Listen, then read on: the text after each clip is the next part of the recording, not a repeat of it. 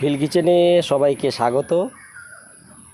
সন্ধ্যা হয়ে আসছে, আমরা আজকে পায়রার একটা রেসিপি মানে পায়রার মাংসের রেসিপি দেখাবো। এই হচ্ছে জলপাই আলু, অনেকে দেশি আলুও বলে। এটা দিয়ে আজকে মাংস হবে। আমাদের পায়রা রেডি। পায়রাটাকে কাটার পর ওই আপনার পাখনাগুলোকে ছাড়িয়ে নিয়ে ভালো করে রোস্ট করে নিতে হবে। ছালটা কিন্তু ছাড়ানো যাবে না।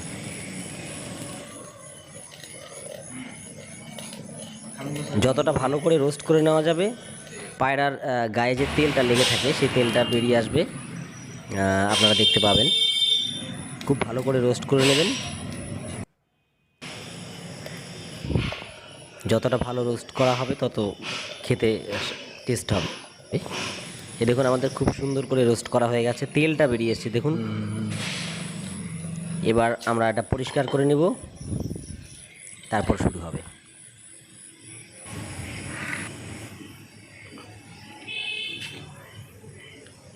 মা আলু কেটে নিচ্ছে। এটাকে অনেকে দেশি আলুও বলে, জলপাই আলু আমরা বলি।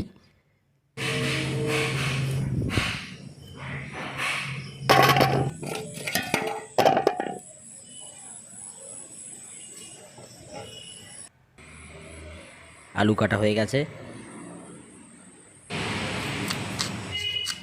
এবার পেঁয়াজ, রসুন, আদা এই সমস্ত কেটে নেওয়া হবে পরপর।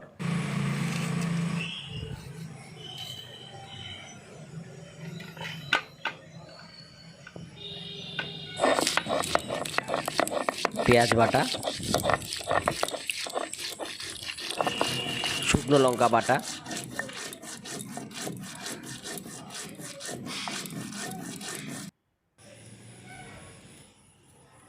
জিরা বাটা,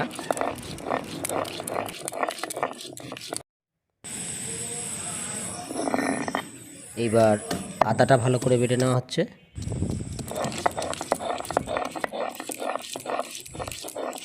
শিলনোড়াতে বেটে নিলে টেস্ট হয়। রসুনটাকে বেটে নেওয়া হচ্ছে।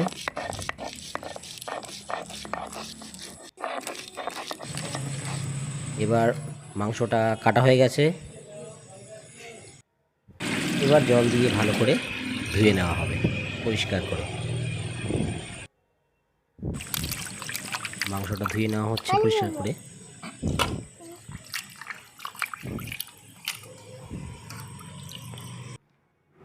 এটা যে হলুদ যে অংশটা দেখা যাচ্ছে ওটা কিন্তু ছালটা, ওটা আমরা ছাড়াইনি। এবার সমস্ত মশলাগুলো দিয়ে দেওয়া হলো। শুকনো লঙ্কা বাটা, আদা বাটা, জিরা বাটা, রসুন বাটা, পেঁয়াজ বাটা, যেমনভাবে মাংস হয় আর কি।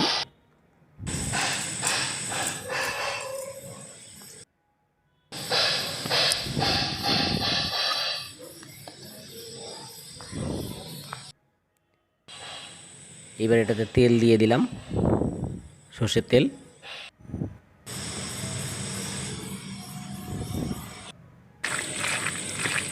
এইবার এটাকে ভালো করে আমরা মেরিনেট করে নেব, মানে মেখে নেব ভালো করে। খুব সুন্দর করে মেখে নিতে হবে। এবার আমরা রান্নার দিকে যাব।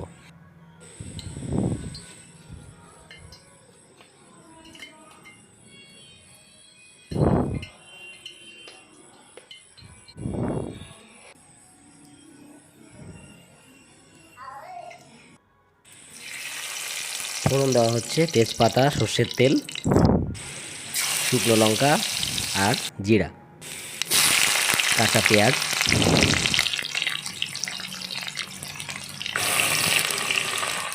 মোটামুটি ফোড়নটা রেডি হয়ে গেছে। এইবারে মাংসটা দিয়ে দেব।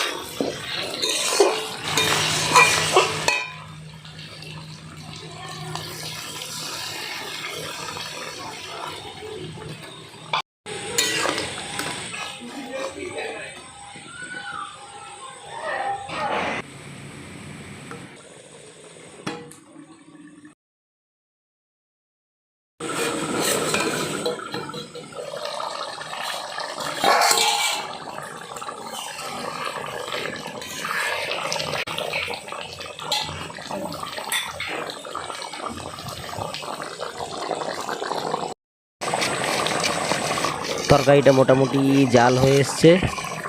এবার এটাতে গরম মশলা দেওয়া হলো। এবার একটু পরেই এটাকে নামিয়ে নেওয়া হবে।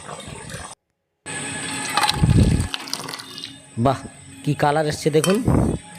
তো আজকের আমাদের এই রান্না আপনাদের কেমন লাগলো অবশ্যই কমেন্ট বক্সে জানাবেন এবং আমাদের ইউটিউব চ্যানেল ভিল কিচেন সাবস্ক্রাইব করে দেবেন।